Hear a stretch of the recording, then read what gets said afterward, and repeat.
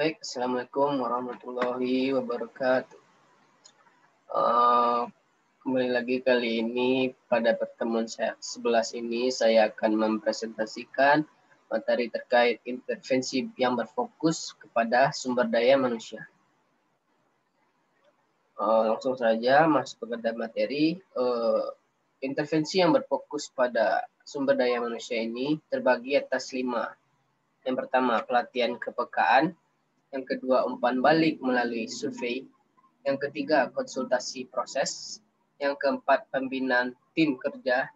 Dan yang kelima yaitu pengembangan kerjasama antar kelompok. Baik, kita lanjut ke materi pertama yaitu pelatihan kepekaan. Latihan kepekaan merupakan latihan dengan kelompok kerja. Oleh karena itu, metode ini juga dinamakan sebagai metode T-group atau T-training. Dalam metode ini, yang dimaksud dengan kepekaan adalah kepekaan terhadap diri sendiri dan terhadap hubungan di antara diri sendiri dengan orang lain yang ada di dalam kelompok kerja tersebut. Metode ini berlandaskan pada anggapan bahwa kesulitan untuk berprestasi disebabkan oleh adanya persoalan emosional dari kelompok orang-orang yang harus mencapai tujuan. Metode ini beranggapan bahwa apabila persoalan emosional itu dapat diatasi, maka dengan sendirinya kesulitan untuk beradaptasi dapat dihilangkan. Adapun cara kerja dari metode ini yaitu yang pertama, para anggota kelompok diajak ke suatu lingkungan yang bebas dan terbuka, di mana mereka dapat membicarakan diri mereka sendiri dan proses-proses interaksi di antara anggota yang lainnya, sembari mendapat pengarahan oleh ilmuwan perilaku yang profesional. Kemudian, sang ilmuwan tersebut memberi kesempatan peserta untuk menyatakan pendapatnya masing-masing, keyakinan, gagasan, dan sikap mereka, serta tidak sekadar menerima, kalau perlu terang-terangan menolak peran kepemimpinan atasan dari seseorang tersebut. Hasil yang ingin dicapai itu sendiri yaitu meningkatnya kemampuan berempati kepada orang lain. Yang kedua, keterampilan mendengarkan dengan baik. Yang ketiga, keterbukaan yang lebih besar.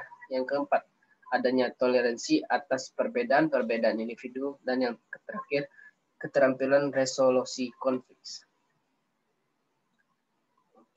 Jenis intervensi kedua yaitu umpan balik melalui survei.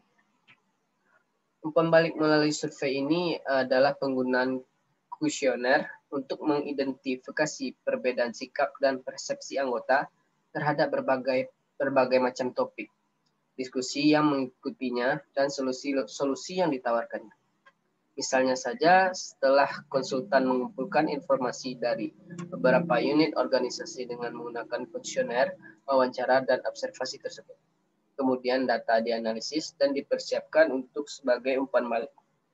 Adapun cara kerjanya, yang pertama, kuesioner disusun secara sikap dan persepsi tentang praktek pengambilan keputusan, efektivitas komunikasi, koordinasi antar unit, kepuasan kerja, rekan kerja, dan atasan mereka. Yang kedua, data dari kuesioner tersebut ditabulasi, kemudian dibagikan kepada anggota melalui satu komando.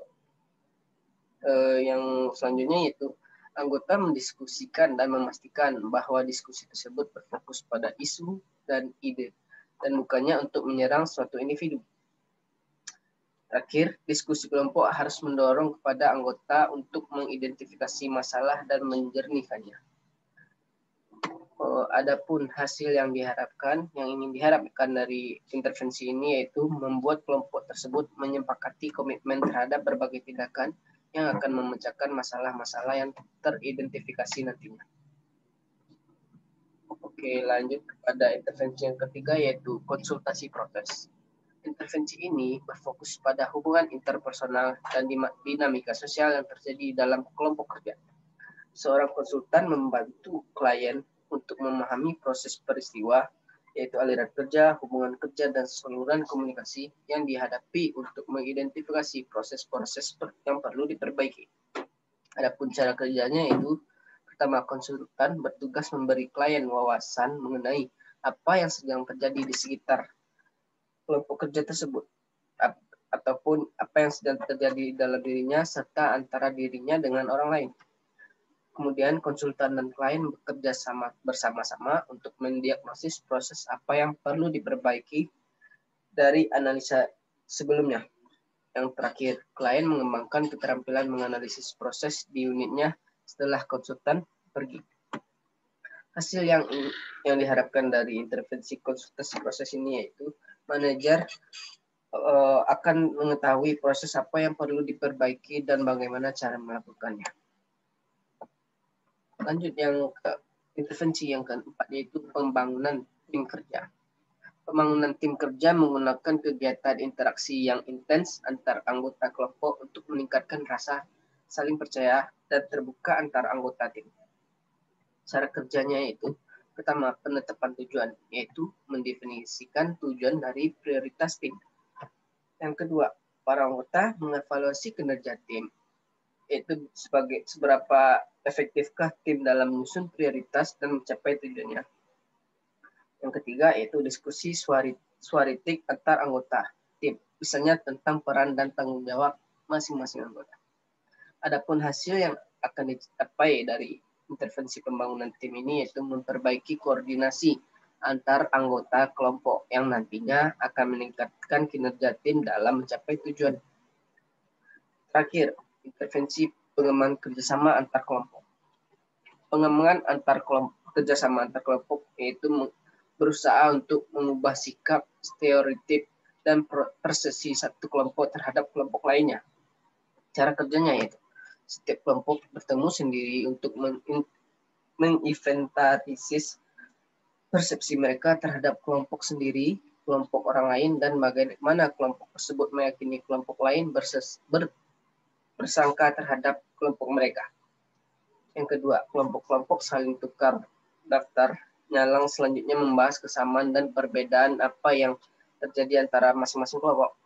Yang ketiga, kelompok mencari sebab ketidaksamaan mereka.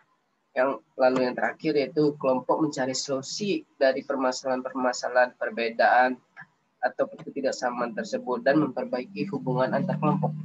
Sehingga hasil yang akan dicapai yaitu mengurangi potensi konflik disfungsional.